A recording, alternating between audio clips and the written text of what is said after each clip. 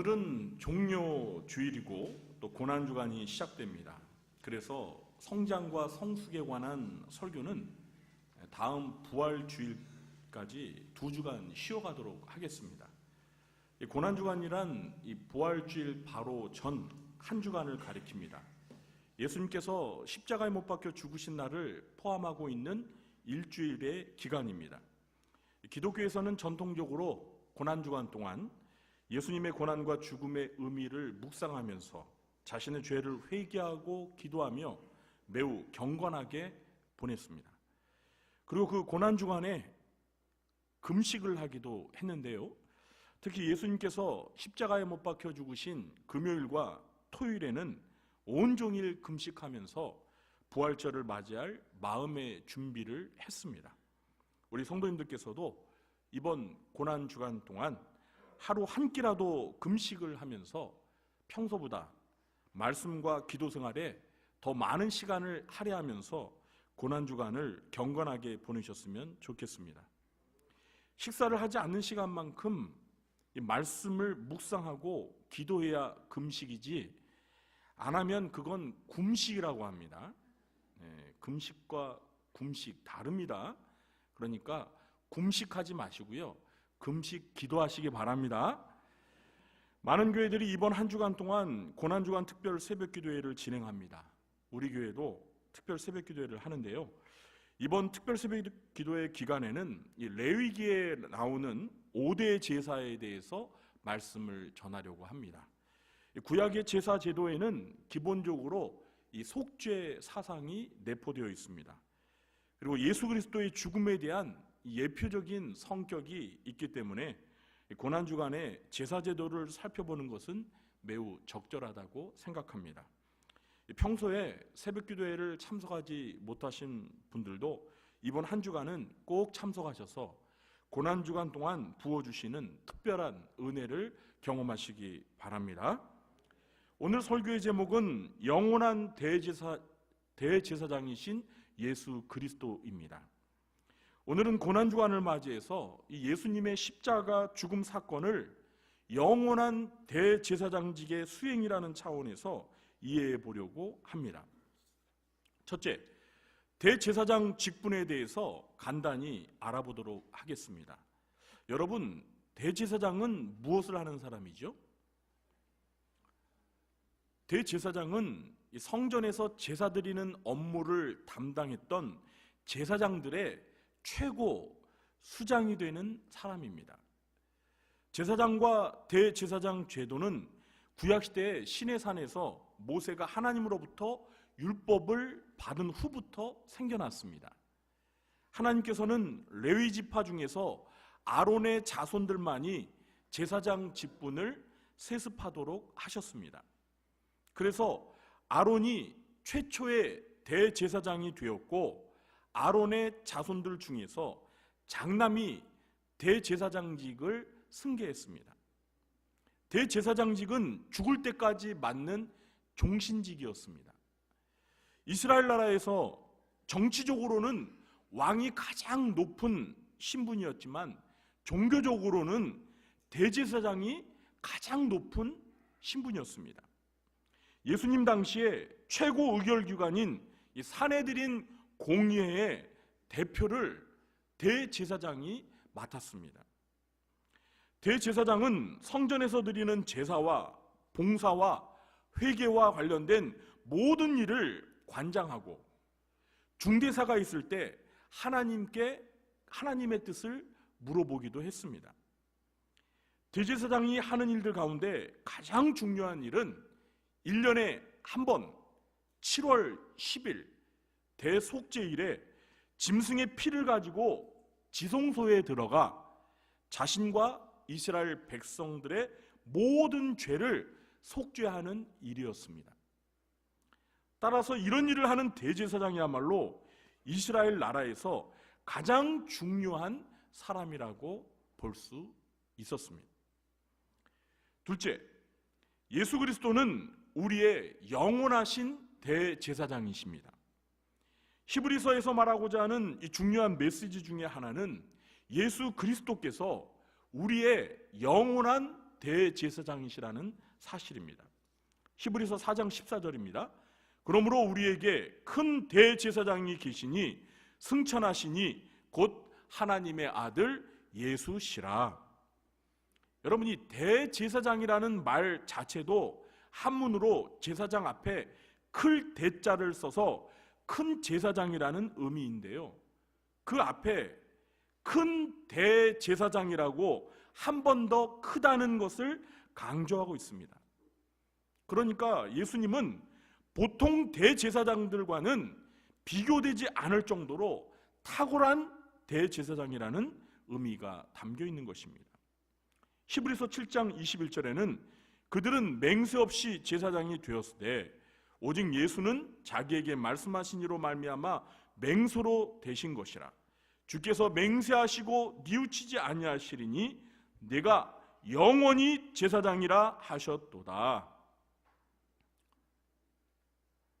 물론 예수님께서는 이 구약의 대제사장들처럼 레위지파도 아니시고 아론의 후손도 아닙니다. 여러분, 예수님은 무슨 지파 출신이죠? 그렇죠, 유다 지파 출신이고 누구의 자손입니까? 다윗의 자손이십니다. 예수님은 레위 지파가 아니에요. 아론의 후손도 아닙니다. 그러나 예수님은 하나님께서 맹세로 임명하신 대제사장이십니다. 그것도 영원히 제사장이십니다.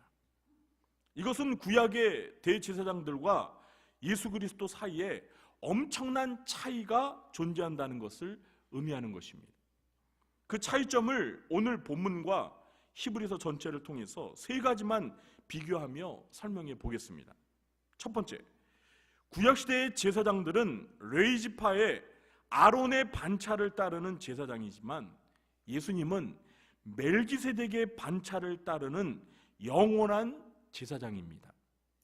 히브리서 7장 11절입니다. 레위 계통의 제사 직분으로 말미암아 온전함을 얻을 수 있었으면 백성이 그 아래에서 율법을 받았으니 어찌하여 아론의 반차를 따르지 않고 멜기세덱의 반차를 따르는 다른 한 제사장을 세울 필요가 있느냐? 히브리서 7장 17절입니다. 증언하기를 네가 영원히 멜기세덱의 반차를 따르는 제사장이라 하였도다. 히브리서 5장 10절입니다. 하나님께 멜기세덱의 반차를 따른 대제사장이라 칭함을 받으셨느니라. 구약시대의 모든 제사장들은 레위지파 소속으로 아론의 반차를 따라 제사장이 되었습니다. 여기에서 반차는 계열, 순서라는 뜻입니다. 그러나 예수님은 아론의 계열과 전혀 다른 멜기세덱의 계열을 따른 영원한 제사장이십니다. 여러분, 멜기세덱이 누구죠? 이 멜기세덱은 아론보다 훨씬 이전에, 레위보다도 이전, 아브라함 시대에 살았던 사람으로서 창세기 14장 18절에서는 멜기세덱을 살렘 왕이면서 지극히 높으신 하나님의 제사장으로 소개하고 있습니다. 여러분, 아브라함 시대에는요, 율법이 주어지지 않았기 때문에 이 제사장 제도가 공식적으로 없었는데도요, 멜기세덱은 지극히 높으신 하나님의 제사장으로 불렸습니다. 그러니까 예수님은 이 멜기세덱의 뒤를 계승하는 영원한 제사장이라는 것입니다.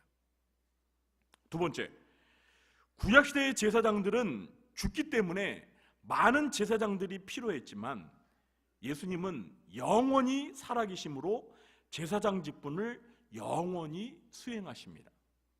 히브리서 7장 23절 24절입니다. 제사장 된 그들의 수요가 많은 것은 죽음으로 말미암아 항상 잊지 못함이로되 예수는 영원히 계심으로 그 제사장 직분도 갈리지 아니하느니라. 여러분, 이 구약시대의 제사장직은 영원한 직분이 아니었습니다. 죽으면 그것으로 끝입니다. 그러니까 죽으면 다른 사람이 뒤를 이어서 제사장직을 승계했습니다. 그런데 그래서 구약시대에는 많은 제사장들이 필요했습니다. 왜 그렇습니까? 제사장이 죽으면 또 다른 제사장을 임명해야 되니까 계속해서 제사장들이 그 제사장직을 계승해야 했어요. 유대인 역사가 요세푸스의 증언에 따르면 이 최초의 대제사장인 아론부터 예수님 당시의 대제사장이었던 가야바까지 무려 80여 명의 대제사장들이 있었다고 기록하고 있습니다. 자, 그런데 우리 예수님은 영원히 살아계심으로 대제사장직을 교체할 필요가 없고 혼자서 영원히 대제사장직을 수행하신다는 것입니다. 이게 인간 제사장들과 다른 차이점입니다. 세 번째는 구약시대의 대제사장들은 자기들의 죄를 속죄해야 했지만 예수님은 죄가 없으심으로 자기를 위해 죄를 속죄할 필요가 없으셨습니다. 오늘 본문 히브리서 7장 26절서부터 28절입니다. 제가 읽어보겠습니다. 이러한 대제사장은 우리에게 합당하니 거룩하고 악이 없고 더러움이 없고 죄인에게서 떠나 계시고 하늘보다 높이 되시니라. 그는 저 대제사장들이 먼저 자기 죄를 위하고 다음에 백성의 죄를 위하여 날마다 제사 드리는 것과 같이 할 필요가 없으니 이는 그가 단번에 자기를 드려 이루셨습니다. 율법은 약점을 가진 사람들을 제사장으로 세웠거니와 율법 후에 하신 맹세의 말씀은 영원히 온전하게 되신 아들을 세우셨느니라. 이 구약시대 모든 대제사장들은 속죄일에 지성소에 들어갈 때 먼저 자기 죄를 위해 속죄의 제사를 드려야 했습니다. 왜 그렇습니까? 구약의 대제사장들도요, 모두가 죄를 짓는 불완전한 약점이 있는 대제사장이기 때문입니다. 그래서 그들은 성전에서 가장 거룩한 지성소, 하나님의 법궤를 모시고 있는 그 지성소, 하나님께서 임재하시는 그 지성소에 1년에 딱 한 번 들어가는 것이 허락되는데 그때 들어갈 때 그냥 들어가잖아요? 그러면 죽습니다. 대제사장일지라도 반드시 그 지성소에 들어가기 전에 자기의 죄를 먼저 속죄하는 제사를 드리고 나서 그 짐승의 피를 가지고 들어가야만 죽지 않고 지성소에서 하나님을 만날 수가 있었던 것입니다. 그러나 예수님은 거룩하고 악이 없고 더러움이 없고 죄로부터 떠난 완전한 대제사장이기 때문에 자기를 위한 속죄의 제사를 따로 드릴 필요가 있습니까? 없습니까? 드릴 필요가 없는 거예요. 예수님은 죄가 없으시기 때문에 자기 자신을 위해 속죄의 제사를 드릴 필요가 없다는 것입니다. 이렇게 예수 그리스도께서는 구약시대의 수많은 대제사장들과 비교할 때 모든 면에서 뛰어나신 우리의 영원한 큰 대제사장이라는 것입니다. 여러분 이 사실을 믿으시기 바랍니다. 셋째, 예수님은 자기 몸을 제물 삼아 단번에 영원한 제사를 드리셨습니다. 예수님께서는 대제사장으로서 구약시대의 모든 대제사장들이 결코 따라할 수 없는 위대한 일을 하셨습니다. 그게 무엇입니까? 예수님은 자기 몸을 제물 삼아 자기 피로 성소에 들어가 단번에 영원한 제사를 드리셨습니다. 여러분, 구약시대 어떤 대제사장이 이런 일을 했습니까? 그런 대제사장이 있습니까? 아론이 그랬던가요? 어떤 대제사장이 이런 일을 했습니까? 아무도 하지 못했습니다. 히브리서 7장 27절입니다. 그는 저 대제사장들이 먼저 자기 죄를 위하고 다음에 백성의 죄를 위하여 날마다 제사 드리는 것과 같이 할 필요가 없으니 이는 그가 단번에 자기를 드려 이루셨습니다. 구약시대의 대제사장들은 속죄일에 짐승을 잡아 제사를 드리고 그 피를 갖고서 지성소에 들어갔습니다. 그러나 그것으로 끝난 게 아니었습니다. 다음 해가 되면은요, 또 속죄일에 반복해서 제사를 드려야 했습니다. 왜 그렇습니까? 대제사장도 이스라엘 백성들도 해마다 계속해서 죄를 짓기 때문입니다. 그래서 송아지나 염소와 같은 짐승의 피로는 반복되는 인간의 죄를 영원히 없애줄 수가 없었습니다. 만약에 대제사장들이 짐승을 잡아 드리는 그 피로 당시 구약시대 사람들의 그 해마다 짓는 모든 죄를 영원히 속죄해 줄 수 있었다면요, 대제사장들이 그냥 한 번 속죄일에 제사를 드리고 그것으로 끝이어야 되죠. 근데 그렇지 못했어요. 해마다 속죄일이 오면은요, 그 해의 죄를 속죄받기 위해서 또 짐승을 잡아서 피를 가지고 그 지성소에 들어가야 했습니다. 이게 아론 때부터 예수님이 오실 때까지, 예수님이 십자가에 못 박혀 달려 죽으실 때까지 해마다 반복되는 일이었어요. 해마다. 이건 뭘 의미하는 거예요? 짐승의 피가 인간의 죄를 영원히 씻어주지 못한다는 거예요. 히브리서 10장 1절 4절 말씀입니다. 율법은 장차 올 좋은 일의 그림자일 뿐이요 참 형상이 아니므로 해마다 늘 드리는 같은 제사로는 나오는 자들을 언제나 온전하게 할 수 없느니라. 3절 4절입니다.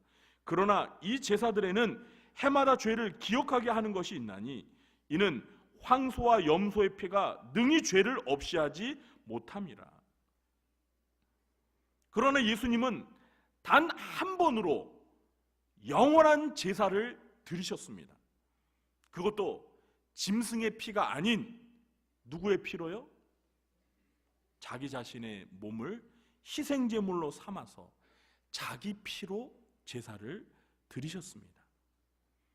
이 한 번의 제사로 영원한 속죄가 가능해졌기에 더 이상 반복해서 제사를 드릴 필요가 없어졌습니다. 여러분 믿으십니까? 히브리서 9장 12절입니다. 염소와 송아지의 피로 하지 아니하고 오직 자기의 피로 영원한 속죄를 이루사 단번에 성소에 들어가셨느니라. 히브리서 9장 24절서부터 26절입니다. 그리스도께서는 참것의 그림자인 손으로 만든 성소에 들어가지 아니하시고 바로 그 하늘에 들어가사 이제 우리를 위하여 하나님 앞에 나타나시고 대제사장이 해마다 다른 것의 피로써 성소에 들어가는 것 같이 자주 자기를 드리려고 아니하실지니 그리하면 그가 세상을 창조한 때부터 자주 고난을 받았어야 할 것이로되 이제 자기를 단번에 제물로 드려 죄를 없이 하시려고 세상 끝에 나타나셨느니라. 히브리서 10장 11절로 14절입니다. 제사장마다 매일 서서 섬기며 자주 같은 제사를 드리되 이 제사는 언제나 죄를 없게 하지 못하거니와 오직 그리스도는 죄를 위하여 한 영원한 제사를 드리시고 하나님 우편에 앉으사 그 위에 자기 원수들을 자기 발등상이 되게 하실 때까지 기다리시나니 그가 거룩하게 된 자들을 한 번의 제사로 영원히 온전하게 하셨느니라. 아멘. 예수님께서는요 십자가에서 자기 몸을 제물 삼아서 단 한 번의 제사로 저와 여러분의 과거와 현재와 미래 모든 죄를 다 속죄해 주셨습니다. 그렇기 때문에요 예수님이 또 십자가에 못 박힐 필요가 없어요. 한 번으로 끝내신 거예요. 사랑하는 성도 여러분, 예수님께서는 영원한 대제사장의 자격으로 많은 사람들의 영원한 속죄를 위해 십자가에 못 박혀 죽으신 것입니다. 그래서 예수님께서 십자가에서 못 박혀 운명하셨을 때 어떤 표적이 나타났죠? 마가복음 15장 37절 38절에 보니까 예수께서 큰 소리를 지르시고 숨지시니라. 이에 성소 휘장이 위로부터 아래까지 찢어져 둘이 되니라. 여러분, 이게요 보통 사건이 아닙니다. 그냥 뭐 성소가 위에서부터 아래로 찢어져 가지고 이렇게 두 동강 났다, 그 정도 생각하시면 안 돼요. 여러분, 이것이 무엇을 의미하는 것입니까? 이제 영원한 대제사장이신 예수 그리스도의 피로 누구나 지성소 안에 있는 은혜의 보좌 앞에 담대히 나아갈 수 있게 된다는 것을 의미하는 것입니다. 히브리서 4장 15절 16절입니다. 우리에게 있는 대제사장은 우리의 연약함을 동정하지 못하실 리가 아니요 모든 일에 우리와 똑같이 시험을 받으신 이로되 죄는 없으시니라. 그러므로 우리는 긍휼하심을 받고 때를 따라 돕는 은혜를 얻기 위하여 은혜의 보좌 앞에 담대히 나아갈 것이니라. 여러분, 여기에서 말하는 그 은혜의 보좌가 무엇이냐면요, 지성소 안에 있는 그 법궤를 덮고 있는 그 뚜껑이 있잖아요. 거기에 양쪽 끝에 그룹 천사가 있습니다. 그 그룹 천사가 이렇게 마주하고 있는데 그 사이가 시은소라고 해서 은혜의 보좌라고 하는 거예요. 그 은혜의 보좌를 이제 담대히 나아갈 수가 있게 됐다는 거예요. 그래서 사도 베드로도 베드로전서 3장 18절에서 이렇게 말했습니다. 그리스도께서도 단번에 죄를 위하여 죽으사 의인으로서 불의한 자를 대신하셨으니 이는 우리를 하나님 앞으로 인도하려 하심이라. 아멘. 여러분, 구약시대에는 대제사장 외에는요 누구도 지성소에 있는 하나님 앞으로 나아갈 수가 없었습니다. 대제사장 외에는. 만약에 누군가가 대제사장이 아닌데 지성소 안에 들어가는 즉시 즉사합니다. 그 지성소 안에 들어갈 자격 있는 사람은 이스라엘 백성들 가운데 대제사장 한 명밖에 없어요. 그런데 그 대제사장도요 1년 365일 동안 매일 들어갈 수 있는 게 아니에요. 언제 들어갈 수 있어요? 1년에 딱 한 번, 7월 10일 속죄일 날 딱 한 번 들어갈 수 있는 기회가 허락된 거예요. 이것이 옛 언약 아래 살았던 하나님 백성들의 한계였어요. 여러분, 구약시대에는요 하나님의 백성들이 이렇게 하나님을 가까이 하기가 어려웠습니다. 어려웠어요. 바꿔 말하면 하나님이 그렇게 멀리 계신 거예요. 하나님 앞에 가까이 나아가고 싶어도 나아갔다 가면 죽습니다. 그러나 새 언약 아래에서는, 신약 시대에는 영원한 대제사장이신 예수님의 피로 누구나 원하기만 하면 하나님 앞으로 담대히 나아갈 길이 활짝 열렸다라는 것입니다. 여러분, 이 사실을 믿으시기 바랍니다. 이렇게 큰 은혜의 길을 열어주신 예수 그리스도께 감사를 드리는 저와 여러분 되시길 주님의 이름으로 축원합니다. 넷째, 예수님의 대제사장으로서의 사역은 중보기도로 지금도 계속되고 있습니다. 대제사장으로서의 예수님의 사역은 십자가의 죽음으로 끝이 난 게 결코 아닙니다. 구약시대 대제사장들은 종신직이었기 때문에 죽으면 그것으로 직무가 종료됐습니다. 그러나 예수님은 죽은 지 사흘 만에 다시 살아나셨습니다. 부활하셨습니다. 그래서 영원히 살아계심으로 대제사장의 직무도 계속되는 것입니다.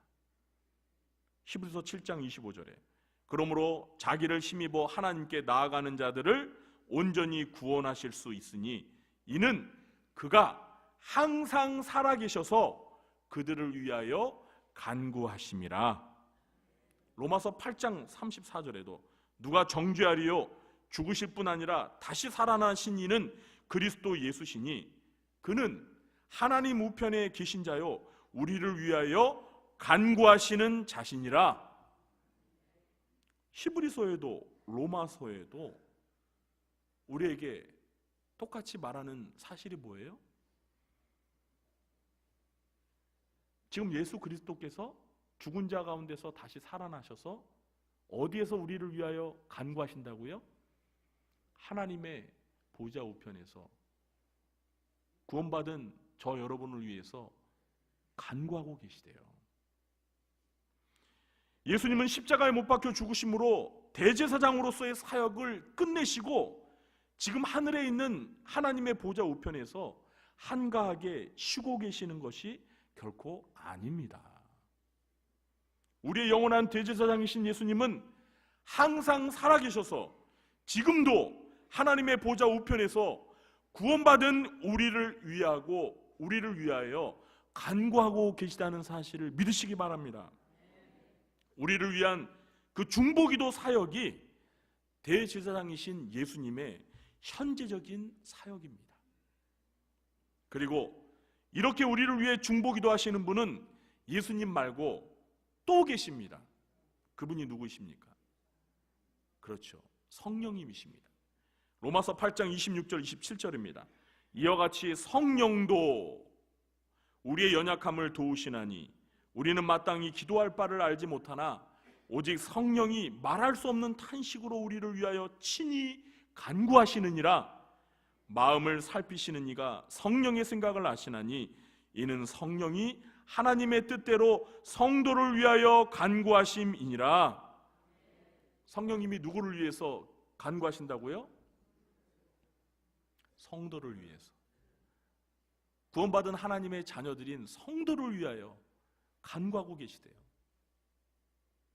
그러니까 저 여러분을 위해서 우리의 영원한 대제사장이신 예수님께서 지금도 저 하나님의 보좌 우편에서 저 여러분을 위해서 간구하고 계시고, 그리고 우리의 보혜사이신 성령님이 우리 안에서